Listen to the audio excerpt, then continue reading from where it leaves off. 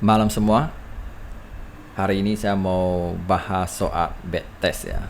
Ka- Karena ya masih bisa dibilang bad test ini banyak yang salah guna atau salah paham ya. Jadi masing-masing punya opini ya bad test ini ya. Jadi mau siapa benar siapa salah ya kita nggak tahu ya. Yang penting ya tergantung kalian gimana cara kombinasi dan juga gimana kalian pahami ya. Sebenarnya apakah BTS itu penting gak penting? Ya kalau menurut saya itu penting. Ya cuma tergantung gimana kalian cara guna aja sih ya.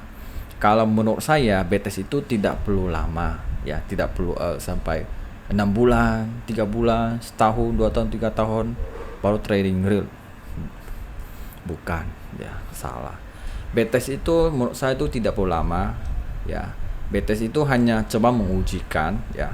Kalau seandainya kalian pakai trading view di situ kalian bayar pro atau untuk MetaTrader ya bisa untuk kalian BTS dari sebelumnya kalian pakai metode coba kalian tes seberapa persen win rate-nya dan di situ kalian cari tahu kelemahannya apa, terus kalian punya insting bahwa kelemahan di ini terus kalian bisa rubah atau tidak di situ ya.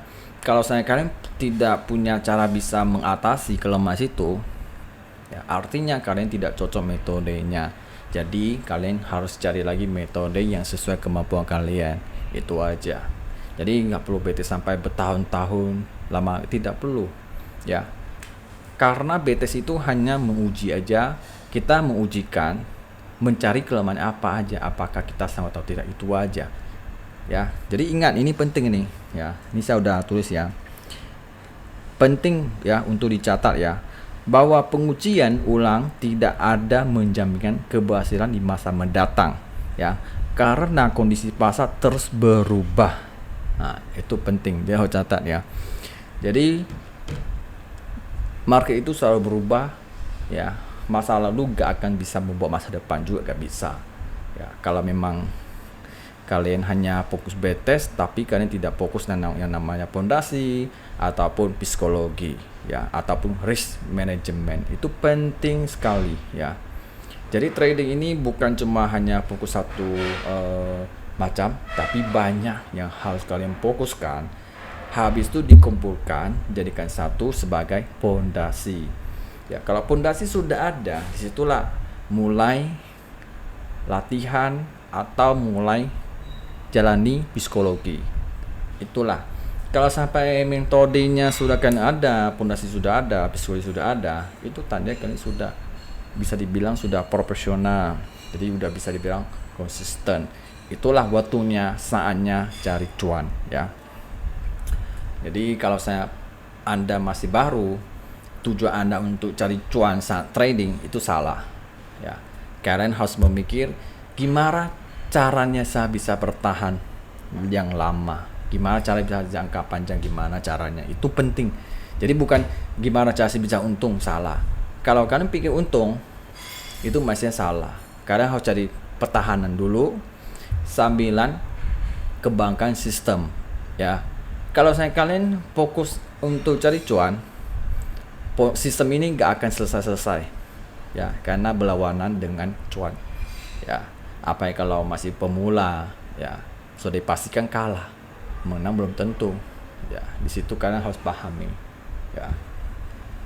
BTS itu boleh-boleh saja ya, tapi jangan lama, cukup uji aja ya. Contoh nih, ada metode SNR, supply demand, ada ICT ya, ada macam-macam gitulah, total ada 5. Nah, coba kalian BTS dulu dalam 1 bulan atau 2 minggu kali tes. Nah, di tes 5 metode ini yang mana lebih bagus. Nah, di situ kalian cari kelemahannya di mana. Oke, kalian tahu sih supply demand kelemahan ini. Coba kalian adaptasi, apakah saya bisa rubah ya? Kalau kelemahan itu bisa aku rubah, bisa atau tidak? Apakah cocok dengan visualisasi saya atau cocok atau belum? Itu aja. Kalau cocok ya tinggal jalani sampai ada kelemahan diatasi, butuh apa diperbaiki. Oh ternyata butuh namanya risk management, butuh nama indikator apa, ya cukup fokus saja satu metode, jangan sampai sampai tamat di situ ya. Jadi ingat, satu metode ini belum tentu ya kalian sampai tamat, gak mungkin ya. SNR aja saya kasih tahu ya, belum tentu kalian tamat, masih banyak yang harus belajar ya. Ya, masih banyak yang harus kalian kombinasi. SNR pasti nama juga metode pasti ada kelemahannya ya. Justru kita butuh yang namanya kombinasi yang untuk mensempurnakan metodenya sampai ada pondasinya di situ ya.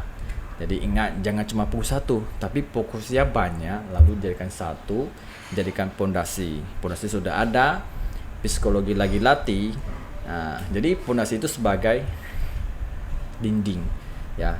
Tiba market terjadi apa-apa, itu udah dinding yang nahan.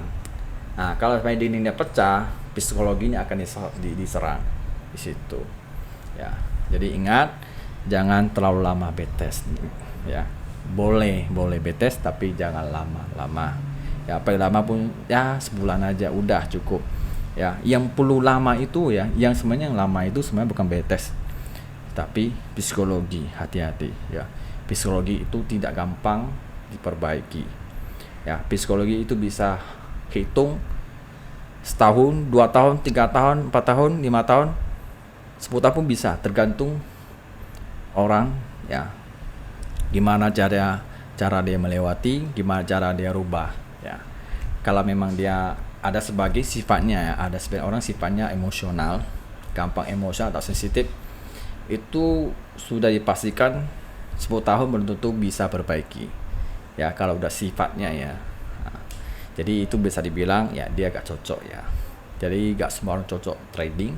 Jadi ingat, jangan dipaksain ya kalau memang gak bisa ya. Kalau udah berbagai cara sudah mulai latih, udah tahu kelemahan tapi tetap nggak bisa rubah, ya artinya sifatnya sudah begitu. Jadi mau gimana lagi di situ ya. Jadi ya sampai di sini yang bisa saya bahas ya. Ya semoga bermanfaat untuk kalian.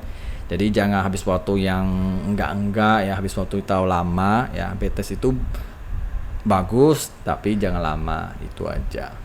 Ya, jadi banyak harus kalian belajar ya. Atau saya kalian pusing mau belajar dari mana ya kan, kalian bisa ikut ya swing sinar berbayar ya.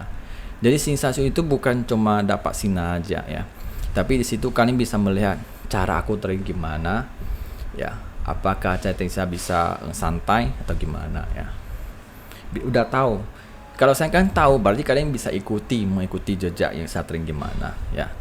Trading saya ini sistemnya bukan kejar profit ya, tapi ya lebih fokus ke namanya risk management ya.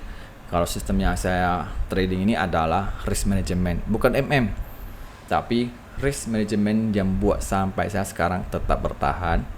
Kalau tanpa risk management mungkin saya psikologinya nggak terlalu kuat ya. Karena apa? Karena kita tahu kita tidak bisa kan gerakan market sedikit pun tak bisa kita gerakkan ya. Jadi kita hanya mengikuti big player di situ ya. Jadi hal yang perlu kita siapin adalah pondasi dan psikologi itu ya. Jadi beda ya. Biasa orang PPIP sinyal mungkin dia selalu ada sinyal ya.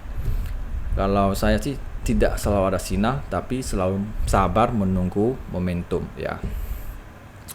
Seandainya kalian masuk swing ya, sinar swing, itu artinya bukan selalu ada sinar, tapi sabar menunggu sinar di situ. Jadi keuntungannya ya gak tentu, tergantung market ya. Jadi saya gak bisa pastikan keuntungan kalian berapa persen. Saya pun gak bisa bilang berapa persen, semua tergantung market ya.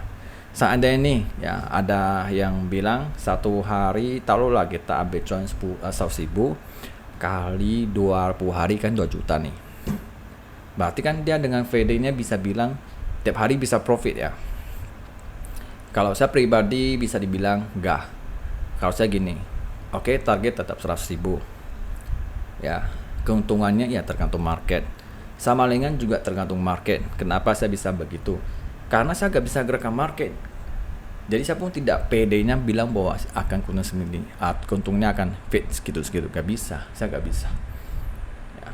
Memang saya gak tahu, ya perlu ingat, gak ada yang bisa memprediksi 100% di situ. Ya, gimana pun ya kalian harus hati-hati aja ya. Jangan terlalu percaya, ya semua perlu riset. Ya, termasuk saya juga perlu riset juga, apakah kalian yakin apa gimana gitu ya. Jadi saya apa adanya nih, ya saset gitu aja sih. Oke, sampai di saja. Jangan lupa like, komen. Ya, malah tahu video ini bisa rekomendasi ke teman yang membutuhkan. Ya, oke. Dan jangan lupa, bye.